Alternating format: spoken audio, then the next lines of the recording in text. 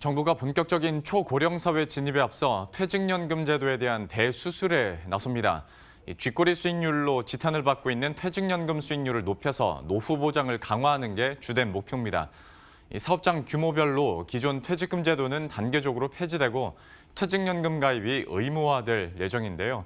자세한 내용은 취재기자와 함께 이야기 나눠보도록 하겠습니다. 이윤아 기자 스튜디오 나와 있습니다. 그동안에 퇴직연금 수익률이 워낙 또 낮아서 이게 별 도움이 안 된다, 이런 비판들이 지금까지 많았었지 않습니까? 네, 퇴직연금은 이제 공무원이나 근로자가 재직 기간 중에 일정 액수를 의무적으로 쌓는 연금입니다. 규모는 2016년 147조 원에서 지난해 말 190조 원, 내년이면 이제 200조 원을 넘어설 것으로 보이는데요. 문제는 쥐꼬리만큼이라고 불리는 이 빈약한 수익률에 있습니다. 금감원에 따르면 지난해 퇴직연금의 연간 수익률은 1.01%로 2016년 1.58%, 2017년 1.88%에 이어 3년 연속 1%대에 머물고 있습니다.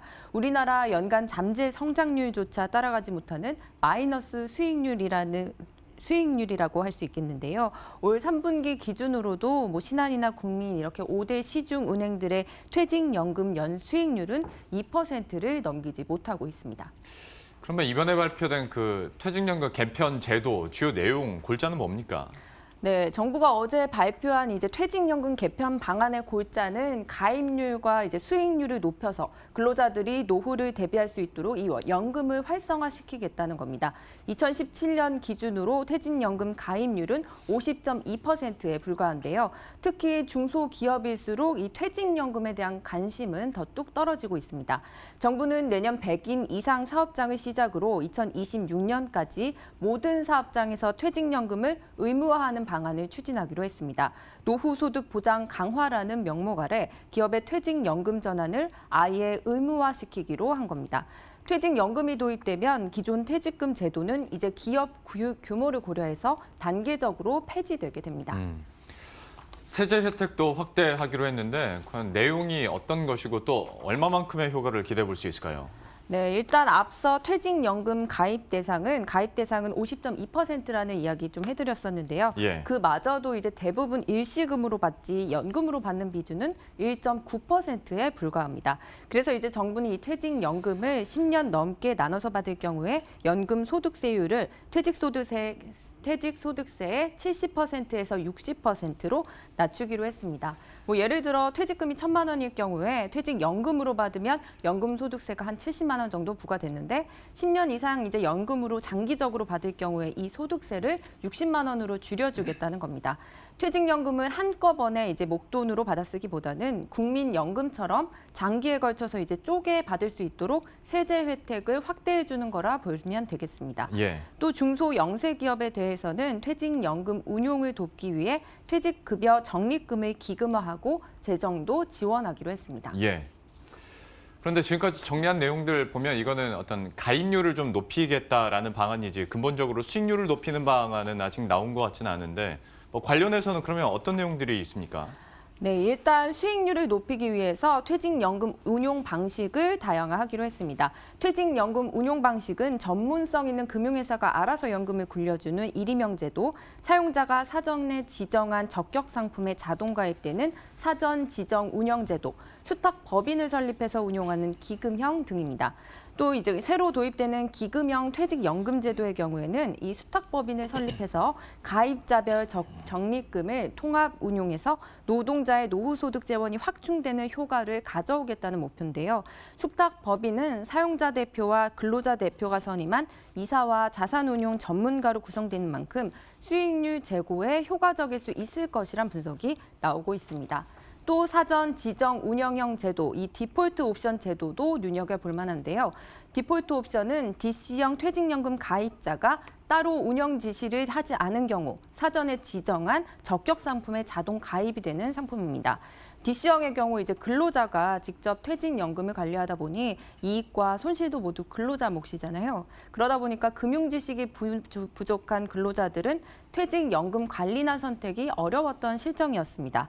그래서 이렇게 선택이 어려운 근로자들을 고려해서 퇴직연금이 방치되는 문제를 개선하겠다는 겁니다. 이 밖에도 금융사가 제공하는 서비스 수준과 수익률에 따라 수수료가 정해질 수 있도록 수수료 산정 체계도 개편하기로 했습니다. 이렇게 되면서 퇴직연금 시장은 아무래도 지금보다 더 커질 수 있는 여지가 많은데 그러면 시중은행에서도 좀 발빠르게 움직이고 있을 것 같습니다. 지금 상황이 어떻습니까? 네, 이제 시중은행들도 기업들의 퇴직연금 도입 의무화를 앞두고 수수료를 인하하는 등 이제 선제적인 좀 움직임을 보이고 있습니다. 예. 지난 6월 신한은행 같은 경우 시중은행 중에 이제 가장 먼저 지주사인 신한금융차원에서 전사적인 조직 개편을 단행했는데요. 퇴직연금 사업 부문을 만들고 연금 운용 수익률을 제고하는 한편 IRP 계좌에 가입하는 고객에 한해서는 이제 수수료를 인하해 주기도 했습니다. 이어 하나와 국민, 우리 등 이제 다른 은행들도 퇴직연금 관련 이제 개편안을 속속 내놓기 시작했습니다. 젊은 고객이 계좌에 가입할 경우에는 수수료를 최대 70% 인하해 주거나 수령 시기를 55세 이후 연금 방식으로 수령할 경우에는 수수료를 면제해주는 방안 등이 담겨 있습니다.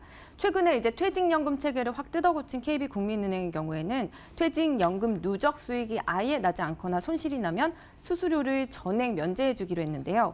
이제 손실이 나면 펀드에 운용한 이제 적립금에 한해서만 수수료를 면제해주는 다른 타사 금융사와는 달리 전체 적립금에 대한 이제 수수료를 면제해준다는 점에서 차이점을 보이고 있습니다. 마지막 부분은 굉장히 파격적인 혜택이라고 볼 수 있겠네요.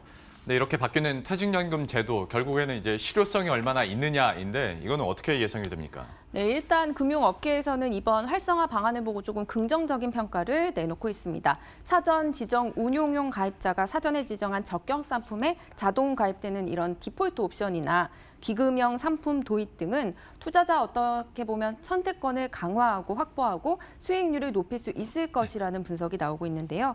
하지만 일각에서는 이제 부족한 국민연금만으로는 국민 노후를 보장할 수 없으니 정부가 이제 퇴직연금까지 건드리는 것 아니냐는 부정적인 시각도 제기되고 있습니다.